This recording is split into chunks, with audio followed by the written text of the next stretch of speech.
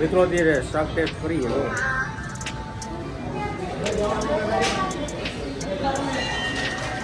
હે લીલોતરી નથી ખાતો તો તમે નથી ખાતા, બીજા બધા તો ખાય ને. એટલે નાખશું શાસ્ત્ર પૂરતી નાખશું આપણે, એમાં કઈ નો પ્રોબ્લેમ. મારા એક હાથું બધાયનું ન બગાડાય ને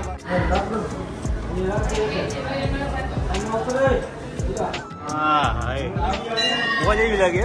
હા ભાઈ શાક એવું બનાવ્યું ને અરે કાંઈ ઘટે નહીં. તમે સ્મેલ જ એવી આવે શાકમાં યાર. અડધું તકડું ખાઈ ગઈ મારી વચ્ચે જ નહીં વધે.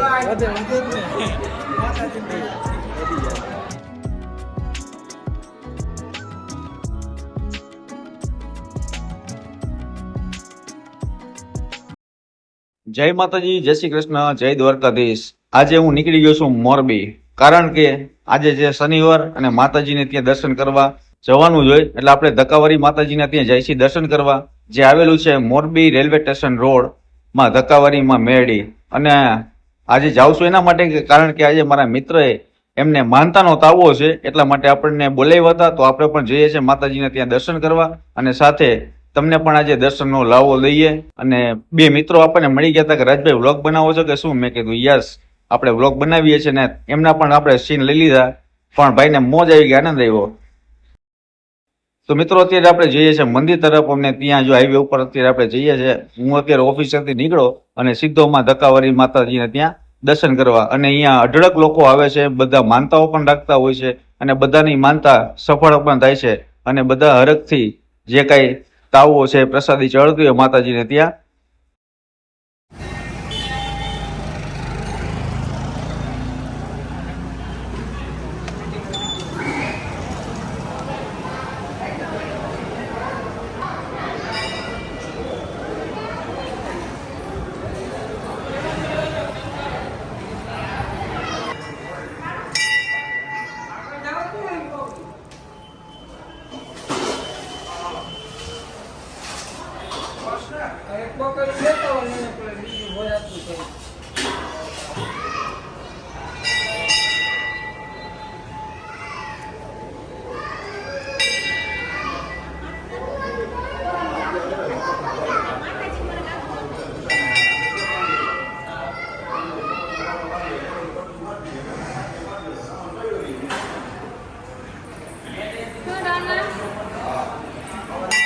આજે મિત્રો અમારા મિત્રના ત્યાં તાવો છે, અને કારણ કે એમને માનતાનો એક તાવો લીધેલો હતો. કેમ છો પ્રતિકભાઈ? ઓ મજામાં? જય મા મેરડી. આજે બધા મિત્રો સાથે અત્યારે તાવાનું આયોજન છે ને. આજે અમારા ભાઈને માનતા હતી. શેની માનતા હતી ભાઈ? મારે ભાઈ એમાં એવું તકલીફ હતી એવી કે મજા નહોતી, અને આપણે માનતા રાખી હતી કે ભાઈ આપણે સારું થઈ જાય ને. ડૉક્ટરે 15 દિનનું કીધું હતું, 15-20 દિનનું આરામ કરવાનું, અને આપણે અઠવાડિયામાં સારું થઈ ગયું. 7 થી 8 દિવસમાં, આજ 8મો દિવસ છે, સારું થઈ ગયું. એટલે આપણે તાવો કરી નાખી ધકવાલી ભાઈ ભાઈ. અને આજે શું આયોજનમાં શું છે? આપણે બટાકાનું શાક ને જે આપણે પૂરી કહી છાલવાળા ચાપડી, છાલવાળા બટેટા ને ચાપડી. શાક ને ચાપડી. ભાઈ ભાઈ. તો આજે બધા મિત્રો સાથે જો અત્યારે કામ કરી રહ્યા છે, અને તાવાની પ્રસાદી અત્યારે આપણે ચાલુ છે. તો હવે કન્ટિન્યુ રહીએ બ્લોગની અંદર, જોતા રહેજો, મજા આવશે. અને છાલવાળા બટેટાની રેસીપીનો વિડીયો પણ આવવાનો છે, એ પણ જોતા રહેજો. જય માતાજી, જય મા ધક્કાવાડીમાં મેરડી. મિત્રો આ બાજુ આપણી પૂરીઓ ચાલુ છે, અને અહીંયા હવે તાવડો મૂકી દીધો છે માતાજીનો. પ્રસાદી ચાલુ થઈ ગઈ છે ધમધમાટ. અને જો છોકરાઓને બધે શું કે મજામાં? આજે ક્યાં તો પપ્પા? પપ્પા ગયા આવે વસ્તુ લેવા ગયા. અને આ બાજુ પૂરીઓ ચાલુ છે, અને આ બાજુ આપણું છાલવાળા બટેટાનું શાકની તૈયારી ચાલુ છે. તપેલું પણ મૂકી દીધું છે. અને હવે આપણે જે અહીંયાના ભાઈ છે એ આપણે બધું રસોઈ જ છે, અને બધી વસ્તુઓ અહીંયા તૈયાર થશે. તો ચાલો કન્ટિન્યુ રહેજો બ્લોગમાં, મજા આવશે. અને ફૂલ વિડીયો આપણો શાક કઈ રીતના બને છે, છાલવાળા બટેટાનું શાક, એ પૂરેપૂરી માહિતી આપીએ. જય માતાજી.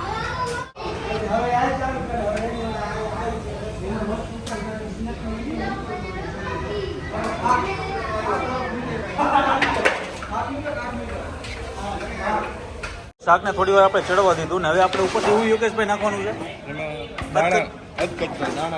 અધકચરા મગફળીના દાણા. હા એ આની ઉપર હવે એડ થાય છે.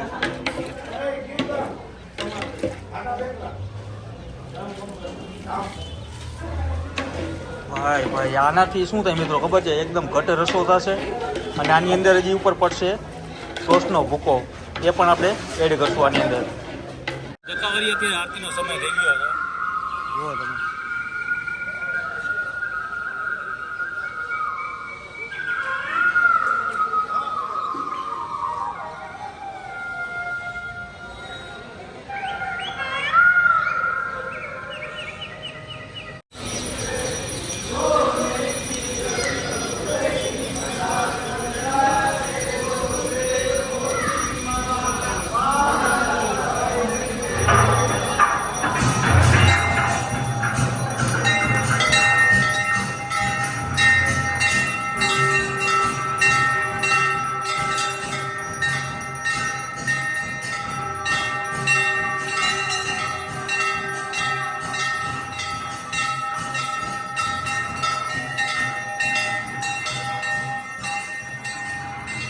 અત્યારે ધક્કાવારી મંદિરે આરતી થઈ છે અને પ્રતિકભાઈ કોથમરીની ના પાડે શાકમાં. બોલો આનું શું કરવું?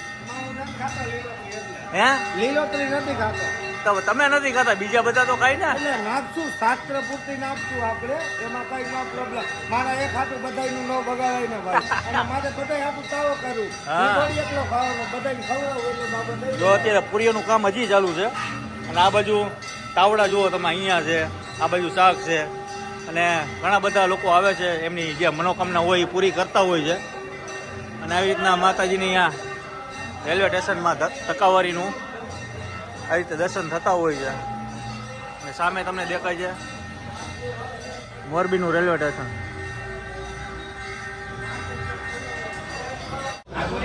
મિત્રો અત્યારે શાક ટેસ્ટ કરીએ.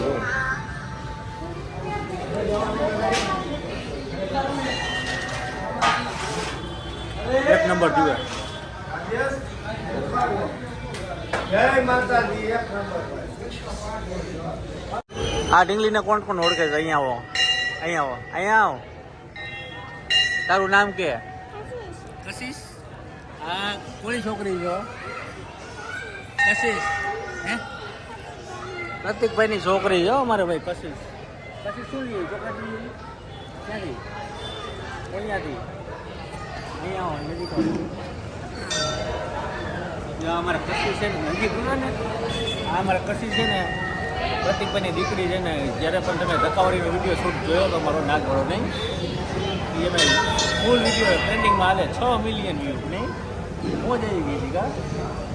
ધક્કાવાળી એને હાજર હાજર છે. ચાલો હવે શાક તો બની ગયું છે, પૂરીઓ થાય છે, પછી ટેસ્ટિંગ કરી. જય માં મેલડી.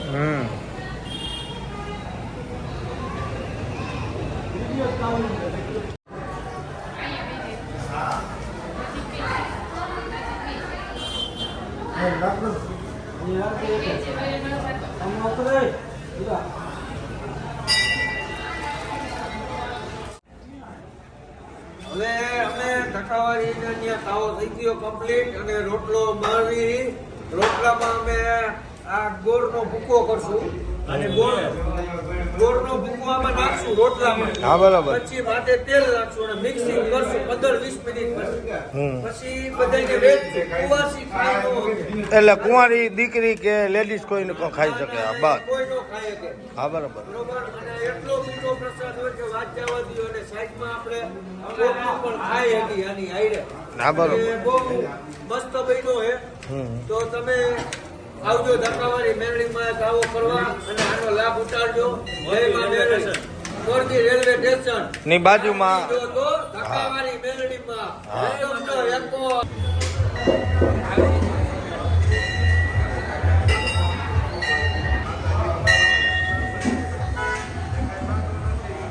તો